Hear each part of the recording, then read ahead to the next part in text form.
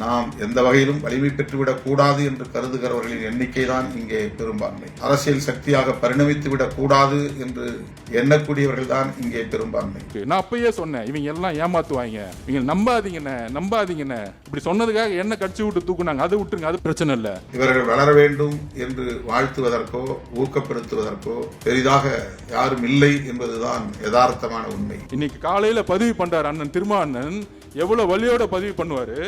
நேரடியாகவே என்னை வந்து சந்தித்து நெருக்கடிக்கு உள்ளாக்குகிற ஒரு நிலை தொடர்கிறது. அவ்வளவு இலகுவாக சந்தித்து இந்த அழுத்தத்தை யாராலும் தர முடியாது. எந்த கட்சியிலும் அது நடக்காது. அப்படின்னா திமுக தான், வேற யாரு? நாம் எந்த வகையிலும் வலிமை பெறக்கூடாது என நினைப்பவர்கள் எண்ணிக்கையே இங்க அதிகம்னா திமுக பத்தி அவர் பேசிட்டு இருக்காரு. கூட 5 வருஷம் பல கொடுமைகளை தலித் சகோதரர்கள் அனுபவிச்சாங்க. ஆனால் கடைசியா 5 தொகுதிக்கு மேல கிடையாது, 6 தொகுதிக்கு மேல கிடையாது. இருந்தா இருங்க, இல்லனா போங்க.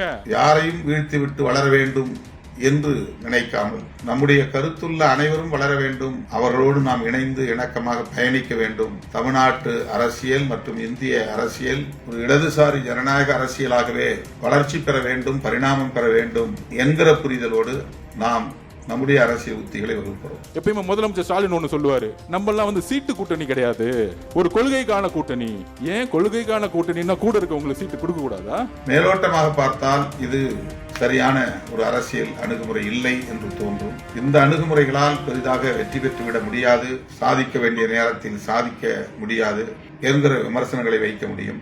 எவ்வளவு மன வலிமையோட அண்ணன் திருமாவளவன் இதை பேசி இருப்பாரு. இதை எவ்வளவு அவர் கண்ணுல இருந்து கண்ணீர் மட்டும் தான் வரல. ஆனால் அப்படிப்பட்ட அந்த விமர்சனங்களை பொருட்படுத்தாமல் அத்தகைய வாய்ப்புகளை எல்லாம் கூட வெளிப்படையாக பலரும் அறிந்த அந்த வாய்ப்புகளை கூட பெரிதாக கருதாமல் நாம் முன்னிறுத்தக்கூடிய அரசியலை பாதுகாப்பதும் அந்த அரசியலை வழிநடத்தக்கூடிய விடுதலை சிறுத்தைகளின் வலிமையை தக்க வைப்பதும் முதன்மையானது என்கிற அடிப்படையில் தான் நாம் இன்றைக்கு மதசார்பற்ற முற்போக்கு கூட்டணியில் இணைந்து நிற்கிறோம். உங்களுக்காக வேங்க பட்சத்துக்காக கடுமையான விமர்சனங்களுக்கு உள்ளாக்கப்பட்டவர். கிட்டத்தட்ட 200 தலித் சகோதரர்களுக்கு பல கொடுமைகள் நடந்திருக்கும். ஒவ்வொரு மாவட்டத்திலும் கொடியேற்ற விடமில்ல, எல்லாத்துக்கும் உங்களோட நின்னாரு. ஒரு நண்பனா, ஒரு சகோதரமா இன்னைக்கு திமுக கூட ஸ்டாலின் சார் நிற்பாரு.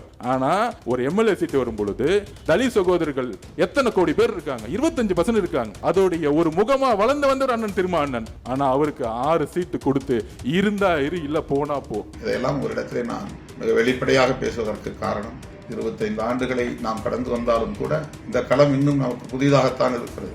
இன்னும் அதற்கு நாம் நம்மை தகவமைத்துக் கொள்ளவில்லை. இதுதான் நான் சொல்றேன், இதுதான் அட்ராசிட்டி, இதுதான் பண்ணையாத்தணும். திமுகங்கிறது